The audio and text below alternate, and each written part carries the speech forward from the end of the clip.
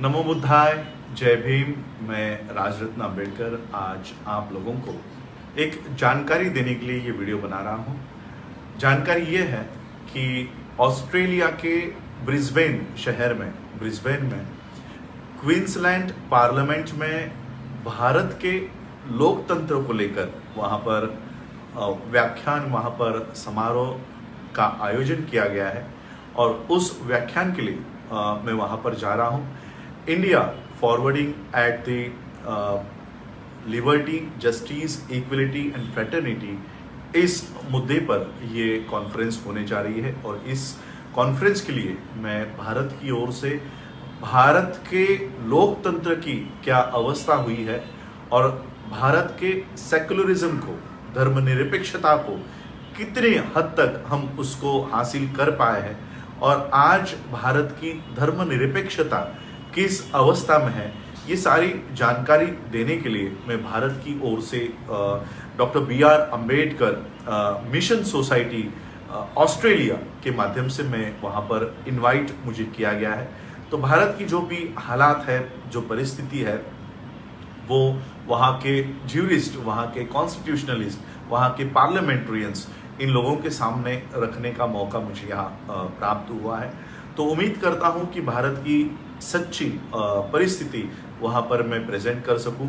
और 9 जुलाई को, आने वाले 9 जुलाई को ये कार्यक्रम होने जा रहा है और बाबा साहब अम्बेडकर जी की जयंती इस माध्यम से वहाँ पर मनाई जा रही है कि जितने भी वर्ल्ड के जितने भी कॉन्स्टिट्यूशन है जो लोकतंत्र पर आधारित है और भारत का कॉन्स्टिट्यूशन जो लोकतंत्र पर आधारित है, कितनी प्रगति हमने इस लोकतंत्र के माध्यम से की है और भारत की व्यवस्था ने, भारत के सरकारों ने, भारत की गवर्नमेंट्स ने कितना कॉन्स्टिट्यूशन को इम्प्लीमेंट किया है, कितना इसका इस्तेमाल भारत के लोगों के लिए हुआ है और आज इस संविधान की क्या अवस्था है, ये सारा पेपर प्रेजेंटेशन मैं वहाँ पर करूँगा।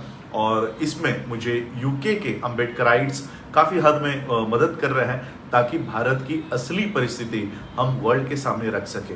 ऑस्ट्रेलिया में ये कार्यक्रम 9 जुलाई को है और उसके नेक्स्ट संडे यानी 17 तारीख को यही विषय लेकर मैं यूनाइटेड स्टेट्स USA में वहाँ पर जा रहा हूँ।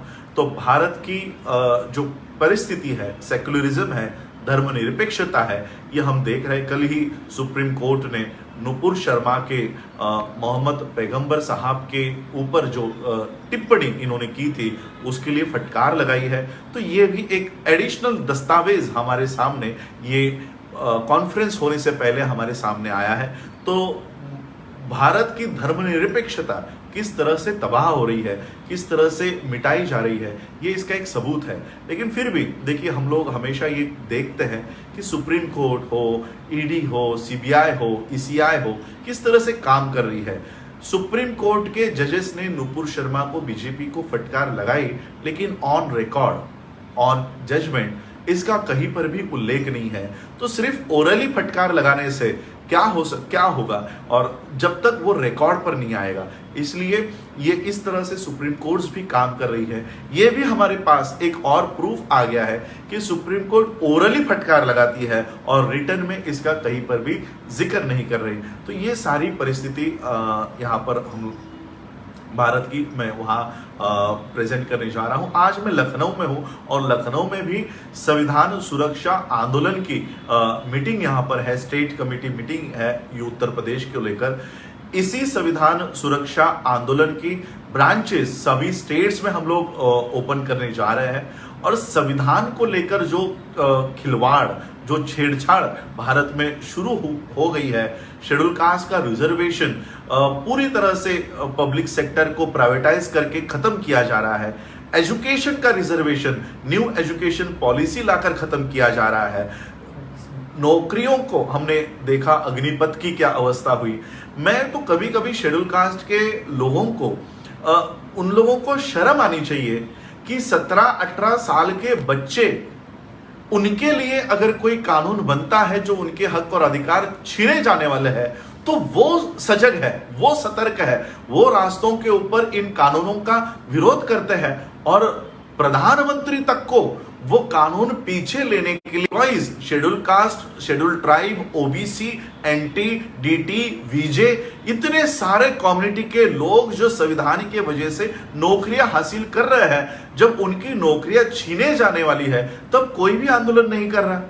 यानी शर्म आनी चाहिए एससी, एसटी, ओबीसी, डीटी, वीजे, एनटी 1, एनटी ए आनी चाहिए कि बच्चे उनके लिए लड़ने को रास्तों पर आ रहे हैं। आप लोग नौकरियां कर रहे हो, सैलरी ले रहे हो, घर बना लिए हैं, गाड़ियां ले लिए हैं, लेकिन आपके खिलाफ जब कानून बन रहा है तो कोई भी इसका विरोध नहीं कर रहा। किसानों ने उनके खिलाफ बने हुए कानून को पीछे हटवाया, विद्यार्थियों ने उनके खिलाफ बने हुए कानूनों को के लिए बनने वाले कानून को पीछे नहीं हटा रहे। और इसलिए संविधान सुरक्षा आंदोलन के माध्यम से जहां कई लोगों के हक और अधिकार के खिलाफ जो काम हो रहा है, उसके लिए संविधान सुरक्षा आंदोलन देश भर में, विदेश में भी अपनी आवाज वहां पर उठाए, इस तरह से काम हम कर रहे हैं। जो भी लोग संविधान सुरक्षा आंदोलन से जुड़ना चाहते हैं वो जुड़े। इसमें सिख माइनॉरिटीज हमारे साथ जुड़ी हुई है, मुस्लिम माइनॉरिटी जुड़ी हुई है, बुद्धिस्ट माइनॉरिटी जुड़ी हुई है, क्रिश्चियन माइनॉरिटी जुड़ी हुई है। तो इतने सारे लोगों को हम लोगों ने संविधान सुरक्षा आंदोलन के मंच पर इकट्ठा किया हुआ है। आप लोग भी सादर आमंत्रित है और इस संविधान सुरक्षा आंदोलन को भी बढ़ाने का काम हमें करना है। इतना ही मैं आज कहने के लिए, इन्वाइट करने के लिए आया था कि ऑस्ट्रेलिया के पार्लियामेंट में हम भारत की परिस्थिति वहां पर प्रेजेंट करेंगे और जितने भी देश डेमोक्रेसी को चाहते हैं, डेमोक्रेसी के लिए लड़ते हैं, उन सभी डेमोक्रेटिक देश के सामने जाकर हम अपनी व्यथा वहां पर प्रेजेंट करेंगे और भारत में आंदोलनी तौर पर संविधान सुरक्षा आंदोलन के माध्यम से लोगों को इकट्ठा करेंगे। तो यही बताने के लिए मैं आज आप लोगों के समक्ष आया था। आप लोगों ने मुझे सुना, उसके लिए आप सभी लोगों का आभार, धन्यवाद। जय भीम, जय भारत, जय बुद्ध। चॅनेलला सबस्क्राईब करा व बेल आयकॉन बटनला प्रेस करा, जेणेकरून तुम्हाला आमच्या नवनवीन व्हिडिओचे नोटिफिकेशन सगळ्यात